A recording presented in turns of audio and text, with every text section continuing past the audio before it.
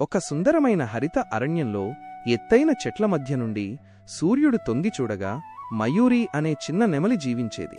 అది తన అద్భుతమైన రెక్కలు ఎదిగే రోజు కోసం ఎంతో ఆశగా ఎదురుచూసేది. మయూరి పెద్ద నెమళ్లను చూస్తూ వారి నీలం, ఆకుపచ్చ రంగుల్లో మెరిసే రెక్కలను ఆశ్చర్యంగా చూస్తుండేది. అది కూడా వాటిలా మహారాజుగా మారాలని కోరుకుంది. ఒకరోజు మయూరి అడవిలో నడుస్తూ ఉండగా ఒక బుద్ధిమంతమైన గుడ్లగూబ చెట్టెక్కి దాన్ని పిలిచింది. నీ అందం క్రమంగా వెల్లివిరుస్తుంది, ఓపిక పట్టు అని గుడ్లగూబ గుసగుసలాడింది. మయూరి నిట్టూర్పు విడిచి తన దారి కొనసాగించింది. ఒక సరస్సులో తన ప్రతిబింబాన్ని చూసి నిరాశతో నిండిపోయింది.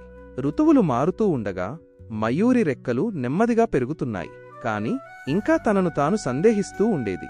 ఒక సాయంత్రం ఆకాశం మబ్బుగా, గాలి పెనుతుఫానుగా మారింది. చెట్లు కంపించాయి. అడవి జంతువులు భయంతో వణికిపోయాయి. మయూరి ఒక పొద కింద తలదాచుకుంటున్న కొన్ని కుందేళ్లను గమనించింది. వాటికి ఆశ్రయం దొరకలేదు. మయూరి తన పెరుగుతున్న రెక్కలను విప్పి వాటికి కప్పి వాన నుంచి కాపాడింది. గంటలపాటు వాన కురిసింది. కాని మయూరి దృఢంగా నిలబడి చిన్న కుందేళ్లను రక్షించింది.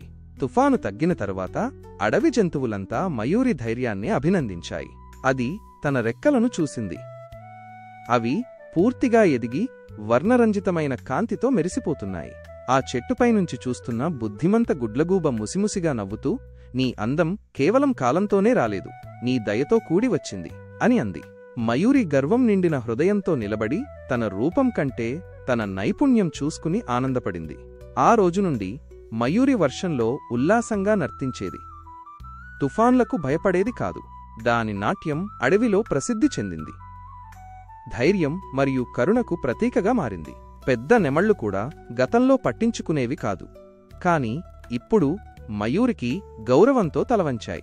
అందం కేవలం రూపంలోనే ఉండదు, ధైర్యం, దయ కలిగిన హృదయంలో ఉంటుంది అని మయూరికి అర్థమైంది. సూర్యాస్తమయ సమయంలో మయూరి మరోసారి తన ప్రతిబింబాన్ని చూసింది. ఈసారి తాను నిజంగా అందంగా ఉందని భావించింది. అలానే ఒకప్పుడు తనను తాను సందేహించిన చిన్న నెమలి అడవిలో అత్యంత ప్రియమైన పక్షిగా మారింది.